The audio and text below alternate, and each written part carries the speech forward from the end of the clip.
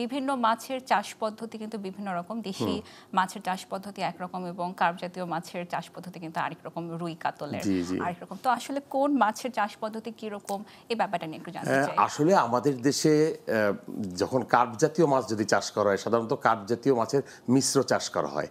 এটা রুই, কাতলা, মৃগেল, বিদেশি কিছু মাছ আছে যেমন সিলভার কার্প, গ্রাস কার্প, এগুলো মিক্সড পদ্ধতিতে বিভিন্ন প্রজাতির মাছ একসাথে চাষ করা হয়।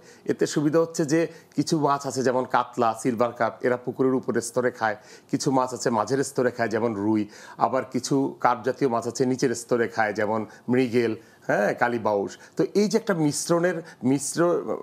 মিশ্রণ পদ্ধতিতে আমরা যদি মাছকে চাষ করি, কার্প জাতীয় মাছ, তাহলে পুকুরের সমগ্র জায়গাটার একটা প্রপার ইউটিলাইজেশন হয় এবং খাদ্যের ব্যবহার হয়। তো এইভাবে এখন কার্পের এক ধরনের, এটা হচ্ছে কার্প জাতীয় মাছের ক্ষেত্রে। কিন্তু আরও কিছু মাছ আছে যেমন আমাদের তেলাপিয়া মাছ আমাদের দেশে চাষ করা হয়, কই মাছ চাষ করা হয়, পাঙাশ, এদের ক্ষেত্রে কিন্তু মিশ্র পদ্ধতিতে হয় না। অনেক সময় আমরা জেনারেলি একক পদ্ধতিতে চাষ করে, তার মানে একটি প্রজাতি একটি পুকুরে চাষ করা হয়। সেক্ষেত্রে পুকুরে কিন্তু এই একক যে মাছ চাষ পদ্ধতি, সেখানে দেখা যায় যে মাছের ঘনত্বটা একটু বেশি পরিমাণে ছাড়া হয় এবং যে পরিমাণ খাদ্য প্রয়োজন হয় সাধারণত কমার্শিয়াল বা বাণিজ্যিক আকারে আমাদের যে দানাদার খাদ্য পাওয়া যায়, সেই খাদ্য এই একক মাছ চাষে দেওয়া হয়। আবার কার্প জাতীয় মাছের যখন মিশ্র চাষ করা হয়, কিছু সম্পূরক খাবারের পাশাপাশি প্রাকৃতিক খাবারও যেন হয়, যে কারণ এই মাছগুলো প্রাকৃতিক খাবার ফাইটোপ্ল্যাঙ্কটন, জুওপ্ল্যাঙ্কটন অনেক পছন্দ করে।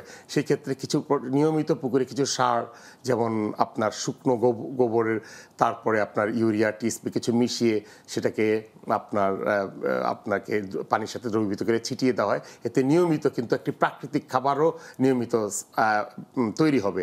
তো আসলে এটা নির্ভর করে আপনি কোন মাছ চাষ করছেন, বা আমাদের যে চাষি ভাইরা বা যারা মাছ চাষ করেন কোন মাছ চাষ করছে, সেই অনুযায়ী আসলে এই ধরনের পদ্ধতিকে সিলেক্ট করা হয় আপনি কিভাবে করবেন।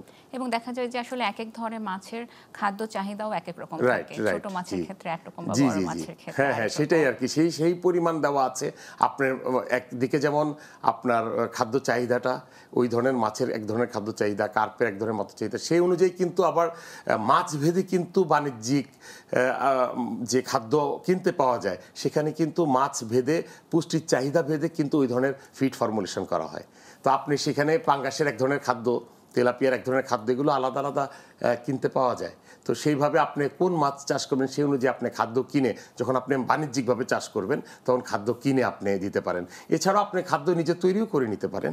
সেই ক্ষেত্রে ঠিক একইভাবে কোন মাছের কী চাহিদা সেই অনুযায়ী আপনাকে ফিড ফর্মুলেশন করে নিতে হবে, করে আপনি আপনার পুকুরে সেটা ব্যবহার করতে পারবেন।